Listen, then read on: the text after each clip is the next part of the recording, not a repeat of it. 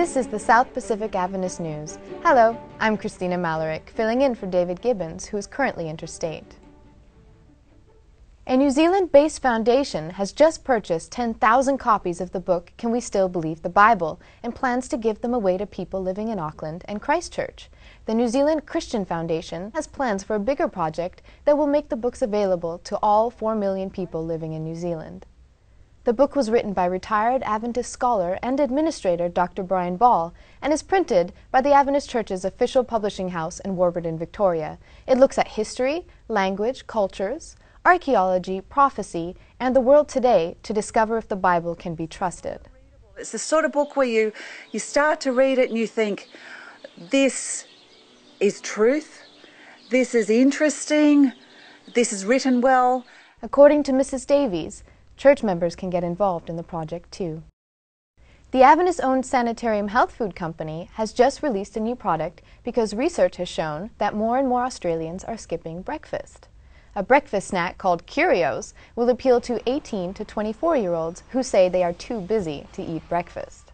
We know that people like to eat breakfast on the run, whether they're catching a bus to work, whether they're on their way to school. We needed something that wasn't restricted to a bowl.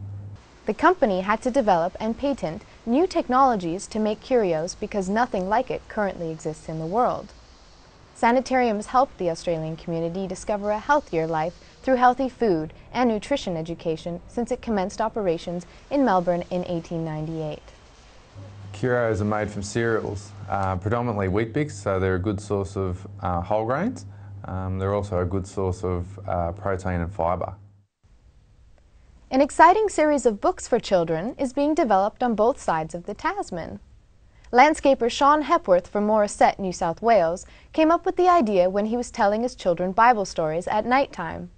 He wanted the books to be as popular as the Dr. Seuss books for children, so he started calling his Bible stories Pastor Moose. Then eventually, they just became Moose.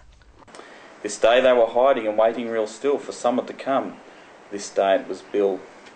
Sean says that he gets his best ideas while working outside mowing lawns. I've pretty much stuck to the Bible. I found sometimes when I got halfway through the story I got a bit sidetracked, got a bit stuck with it, and I always used to go back to the Bible to read the story in the Bible, and I found that things flowed from there. Swiss-born artist Sophie Rizzulio has been drawing since she was very young, but now her artwork is being used to capture the imagination of children who read the Moose Bible stories. She has just revealed some of the exciting stories that will be released soon from her studio in Christchurch, New Zealand. This is all Moose stories. There's 3 stories in that folder. The first one is Jonah, the story of Jonah. There are 10 books planned, and the 3rd book came off the Adventist-owned presses in Warburton this week. The Moose books are available from Adventist book centres in Australia, New Zealand, and across the South Pacific. The newly elected president of the Adventist Church in the South Pacific region commenced his duties for the first time this week. 56-year-old Dr. Barry Oliver is passionate about his God and the church and wants to get close to youth and local church pastors as a priority in his leadership. He announced that while there are a list of issues that he needs to attend to this week, there are 3 main priorities.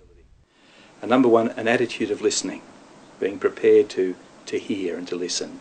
Number 2, to think about, to work on who we are as Seventh-day Adventists, our identity.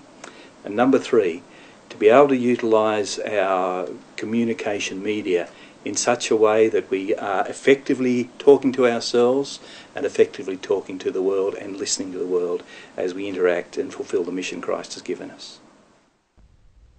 And in this week's record, Dr. Barry Oliver shares the 7 strategic focus areas for the church. Also, 7 Adventists in Suva are celebrating the 1st anniversary of their food ministry. They feed mothers at the children's ward at the Colonial War Hospital every Friday. A New Zealand pastor explores the essence of a healthy church. And the record editor prescribes a weekly dose for all Adventists. Look out for the striking front cover, and please complete the all-important survey.